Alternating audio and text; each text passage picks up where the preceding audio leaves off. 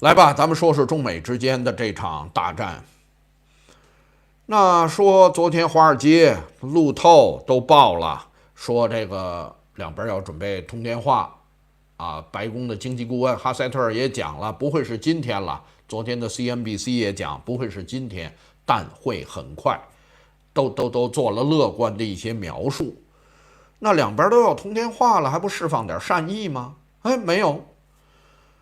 那天是中国国防部骂美国，完了是中国的商务部昨天开骂美国，因为说你要说两边都商量，现在要中美通话了，那昨天商务部骂的这段话肯定是在他们商量之后。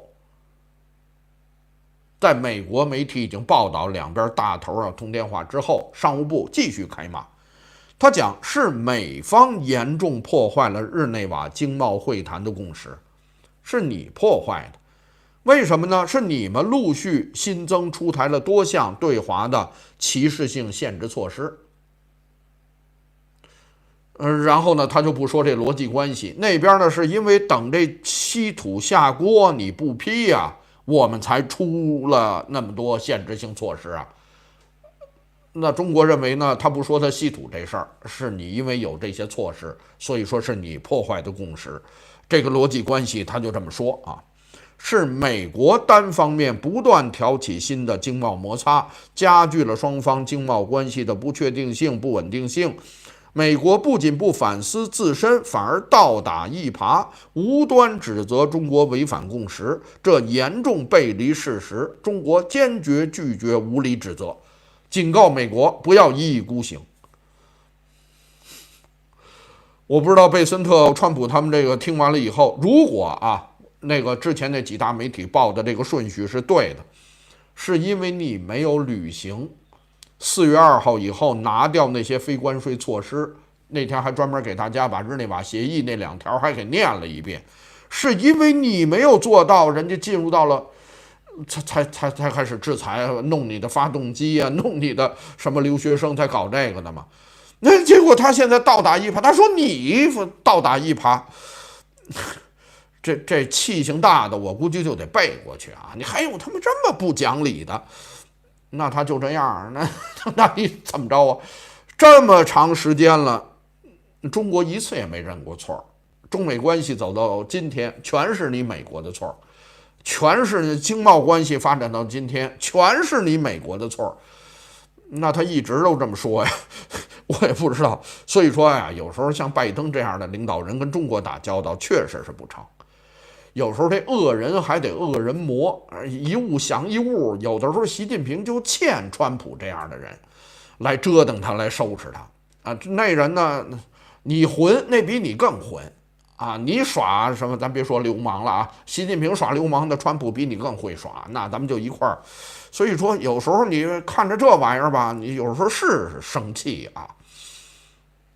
那今天彭博又把这件事给做了一个报道。昨天咱们说的是华尔街，咱们看看彭博是怎么说的。标题是川普团队推动与习近平通话，以缓解贸易紧张局势。题目就是一个文章的胆啊，中心思想就在这儿呢。是谁推动的？川普团队推动和习近平来通话，这个主次关系啊，这一下就都说清楚了。咱们快速给大家介绍一下啊。根据白宫新闻发言人李维特的声明，两国领导人在本周内进行通话。川普呢指责中国违反了在日内瓦达成的90天休战的关税协议，特别是在关键矿产出口限制方面。贝森特也表示，尽管谈判进展缓慢，但他相信通过领导人之间的直接沟通，可以解决目前的贸易争端。此次谈话的推动背景，大家注意，彭博的说法是双方在关键矿产出口，这是顺序啊，然后后边的技术出口管制和留学生的签证政策，大家注意这个顺序是先有这个，再有这个，再有这个，来引发的一系列的分歧。然后中方回应说，美国的指责毫无根据，反而指责美国破坏了协议的精神。这刚才都说了啊。但是呢，现在讲，尽管双方都表达了通过对话解决问题的意愿，但是在具体措施和协议执行方面仍存在重大分歧。未来的通话可能为缓解提供机会，但也可能因为双方立场的巨大差异面临重大挑战。这是彭博写的这篇东西。那这篇东西呢，当然白宫经济顾问啊，他呢也是在最新的一个讲话说，双方确实都表达了对话的意愿啊，这个确实有这次通话，他是继昨天之后再次在另外的一个媒体上公开讲。那结合我昨天的分析就有点问题了啊，那是《华尔街日报》他们的那个思路，但我认为彭博的这个思路呢更接近、更清晰了。现在双方进入到互掐脖子的阶段，彭博今天的判断推翻了我昨天结合着华尔街和路透的那个分析。昨天我认为呢，大概是川普用了几个盘外招，什么留学生啊，特别是小海到了东亚来开这个香格里拉会议，把台湾牌打得啪啪山响，把南海那儿折腾的地动山摇，好家伙，找东盟10国防长一块儿在那儿折腾啊，然后呢又和什么日本、澳大利亚、菲律宾4国要组成联军啊等等，情况是很严重的啊。我认为呢是川普开始打这些牌，习近平开始沉不住气了，最后没办法，态度开始发生转化。我昨天是判断是落脚点是在这儿，现在看不是。你要按照彭博这个说法是不是？咱们也修正一下。现在呢开始抓到重点了。说到美国的这几记重拳，在科技上，什么发动机、芯片、留学生，然后在贸易上甚至威胁继续给你加大关税，包括台湾问题，你要仔细体会，这好像都不是迫在眉睫的急事儿。它是需要一个过程的，但眼下急的，美国确实在急等稀土下锅呀，等米下锅呢。那几个重不重要？你刚才说美国那几记重拳全都重要，但是呢，那在时间节奏上那事儿呢没那么急。但美国现在着急的是等着稀土，要不然全停了。等于现在着急的主动的是川普，是美国在互掐脖子的过程中，川普先喘不上气来了，先坚持不住了。那这我们就抓到整个的重点了啊。昨天呢我们只是猜测，那现在今天啊彭博的这个报道我们就抓到重点了。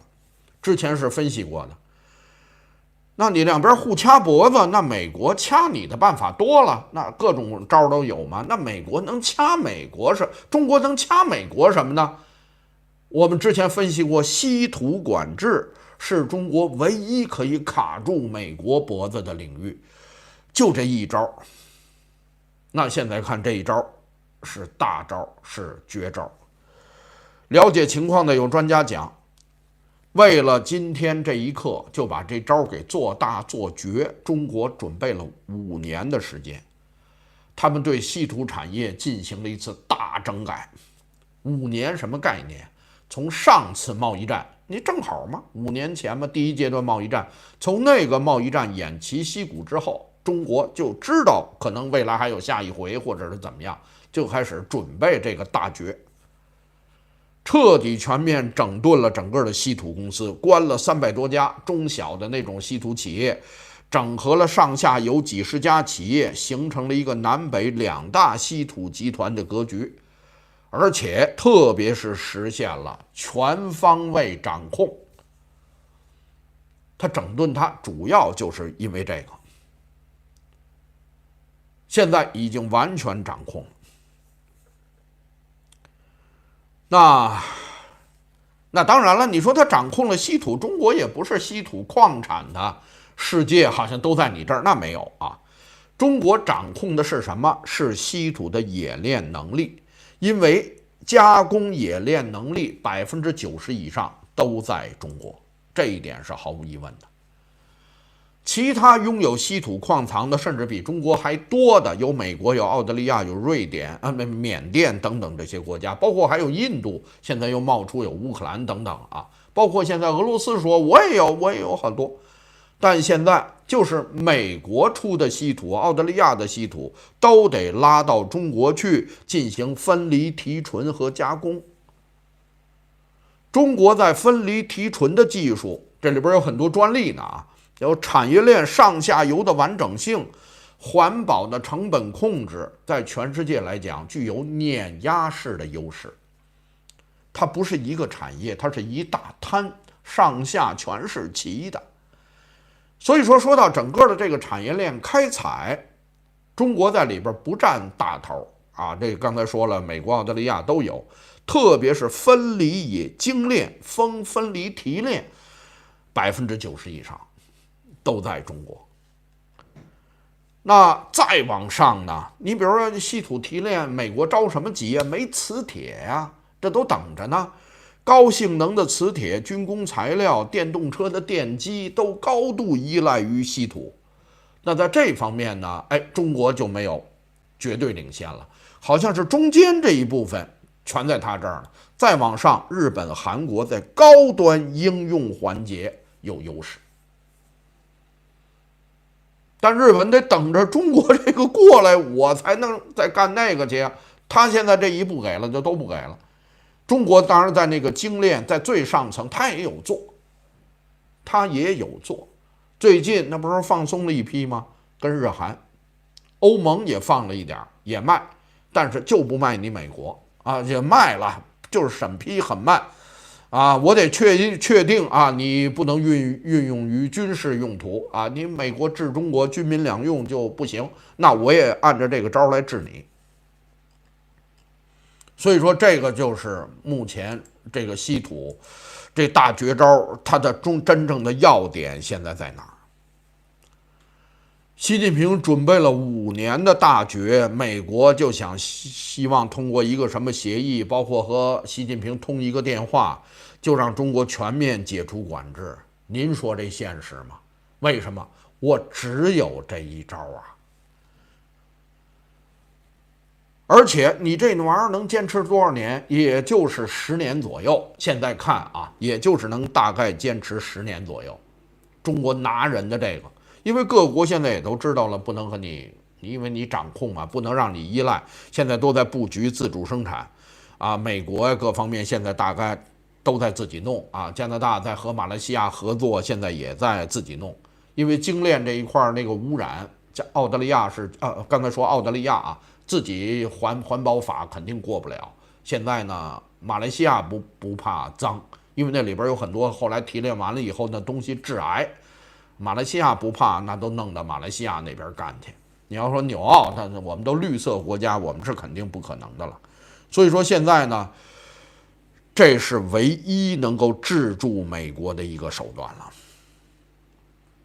所以说现在这个，那你说怎么办？